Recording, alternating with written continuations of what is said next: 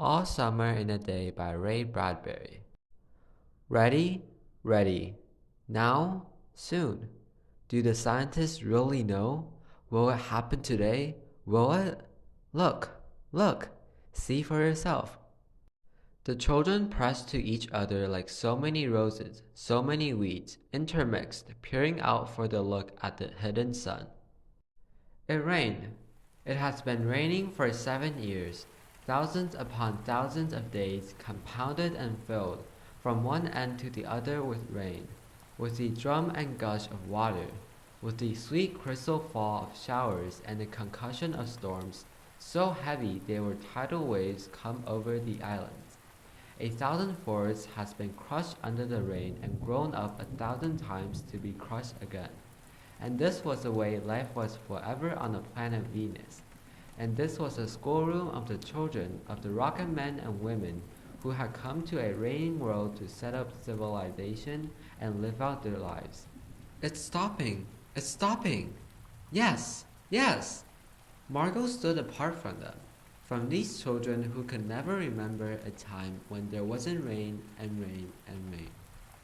They were all 9 years old, and if there had been a day, 7 years ago, when the sun came out for an hour and showed its face to the stunned world, they could not recall. Sometimes, at night, she heard them stir in remembrance, and she knew they were dreaming and remembering gold or a yellow crayon or a coin large enough to buy the world with. She knew they thought they remembered was a warmness, like a blushing in the face, in the body, in the arms and legs and the trembling hands. But then they always awoke to the tattling drum, the endless shaking down of clear bead necklaces upon the roof, the walk, the gardens, the forest, and their dreams were gone. All day yesterday they had read in class about the sun, about how like a lemon it was, and how hot, and they had written small stories or essays or poems about it. I think the sun is a flower that blooms for just 1 hour. That was Margot's poem, read in a quiet voice in the still classroom while the rain was falling outside. Aw, you didn't write that, protested one of the boys. I did, said Margot. I did. William, said the teacher. But that was yesterday. Now the rain was slackening, and the children were crushed in the great thick windows. Where's teacher? She'll be back. She better hurry. We'll miss it. They turned on themselves like a feverish wheel, all tumbling spokes. Margot stood alone. She was a very frail girl who looked as if she has been lost in the rain for years, and the rain has washed out the blue from her eyes, and the red from her mouth, and the yellow from her hair. She was an old photograph dusted from an album, whitened away, and if she spoke at all, her voice would be a ghost. Now she stood, separate, staring at the rain in a loud wet world beyond the huge glass. What are you looking at? Said William. Margot said nothing. Speak when you're spoken to. He gave her a shove, but she did not move. Rather, she let herself be moved only by him and nothing else. They edged away from her. They would not look at her. She felt them go away. And this was because she would play no games with them in the echoing tunnels of the underground city. If they tagged her and ran, she stood blinking after them and did not follow. When the class sang songs about happiness and life and games, her lips barely moved. Only when they sang about the sun in the summer did her lips move as she watched the drenched windows. And then, of course, the biggest crime of all was that she had come here only 5 years ago from Earth, and she remembered the sun and the way the sun was and the sky was when she was 4 in Ohio. And they had been on Venus all their lives, and they had been only 2 years old when last the sun came out, and had long since forgotten the color and the heat of it, and the way it really was. But Margot remembered. It's like a penny, she said once, eyes closed. No, it's not, the children cried. It's like a fire, she said, in the stove. You're lying! You don't remember, cried the children. But she remembered and stood quietly apart from all of them and watched the pattering windows. And once, a month ago, She had refused to shower in the school shower rooms, had clutched her hands to her ears and over her head, screaming the water must not touch her head. So after that, dimly, she sensed it.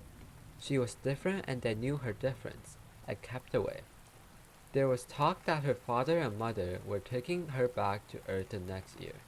It seemed vital to her that they do so, though it would mean the loss of thousands of dollars to her family. And so, the children hated her for all these reasons of big and little consequence. They hated her pale snow face, her waiting silence, her thinness, and her possible future. Get away! The boy gave her another push. What are you waiting for? Then, for the first time, she turned and looked at him, and what she was waiting for was in her eyes. Well, don't wait around here, cried the boy savagely. You won't see nothing. Her lips moved. Nothing, he cried. It was all a joke, wasn't it? He turned to the other children. Nothing's happening today. Is it? They all blinked at him and then, understanding, laughed and shook their heads. Nothing, nothing. Oh, but, Margot whispered, her eyes helpless. But this is the day. The scientists predict. They say. They know. The sun. All a joke, said the boy and seized her roughly. Hey, everyone, let's put her in a closet before the teacher comes. No, said Margot, falling back. They surged about her, caught her up and bore her, protesting, and then pleading, and then crying, back into a tunnel, a room, a closet, where they slammed and locked the door. They stood looking at the door and saw it tremble from her beating and throwing herself against it. They heard her muffled cries. Then, smiling, they turned and went out and back down the tunnel, just as the teacher arrived. Ready, children? She glanced at her watch. Yes, said everyone. Are we all here? Yes. The rain slackened still more. They crowded to the huge door. The rain stopped. It was as if, in the midst of a film concerning an avalanche, a tornado, a hurricane, a volcanic eruption, something had, first, gone wrong with the sound apparatus, thus muffling and finally cutting off all noise, all of the blasts and repercussions and thunders, and then, second, ripped the film from the projector and inserted in its place a beautiful tropical slide which did not move or tremor. The world ground to a standstill. The silence was so immense and unbelievable that you felt your ears had been stuffed or you had lost your hearing altogether. The children put their hands to their ears. They stood apart. The door slid back and the smell of the silent, waiting world came into them. The sun came out. It was the color of flaming bronze and it was very large, and the sky around it was a blazing blue tile color, and the jungle burned with sunlight as the children, released from the spell, rushed out, yelling into the springtime. Now, don't go too far, called the teacher after them. You've only got 2 hours, you know. You wouldn't want to get caught out. But they were running and turning their faces up to the sky and feeling the sun on their cheeks like a warm iron. They were taking off their jackets and letting the sun burn their arms. Oh, it's better than the sun lamps, isn't it? Much, much better.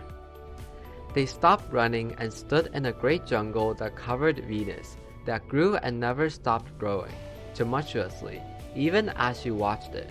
It was a nest of octopi, clustering up great arms of flesh-like weed, wavering, flowering in this brief spring. It was a cover of rubber and ash, this jungle, from the many years without sun. It was the color of stones and white cheeses and ink, and it was the color of the moon. The children lay out, laughing, on the jungle mattress and heard it sigh and squeak under them, resilient and alive. They ran among the trees. They slipped and fell. They pushed each other. They played hide and seek and tag.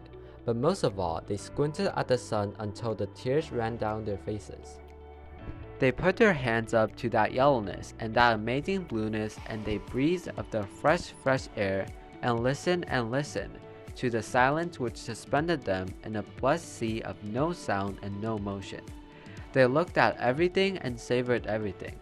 Then, wildly, like animals escaped from their caves, they ran and ran in shattering circles. They ran for an hour and did not stop running. And then, in the midst of their running, one of the girls wailed. Everyone stopped. The girl, standing in the open, held out her hand. "Oh, look, look," she said, trembling. They came slowly to look at her opened palm. In the center of it, cupped and huge, was a single raindrop. She began to cry, looking at it. They glanced quietly at the sun. Oh, oh. A few cold drops fell on their noses and their cheeks and their mouths. The sun faded behind a stir of mist. A wind blew cold around them. They turned and started to walk back towards the underground house, their hands at their sides, their smiles vanishing away. A boom of thunder startled them, and like leaves before a new hurricane, they tumbled upon each other and ran. Lightning struck 10 miles away, 5 miles away, a mile, a half-mile. The sky darkened into midnight in a flash. They stood in the doorway of the underground for a moment, until it was raining hard. Then they closed the door and heard the gigantic sound of rain falling in tons and avalanches, everywhere and forever. Will it be 7 more years? Yes, 7. Then one of them gave a little cry. "Margot!" "What?" "She's still in the closet where we locked her." "Margot." They stood as if someone had driven them, like so many stakes, into the floor. They looked at each other and then looked away. They glanced out at the world that was raining now and raining steadily. They could not meet each other's glances. Their faces were solemn and pale. They looked at their hands and feet, their faces down. "Margot." One of the girls said, "Well?" No one moved.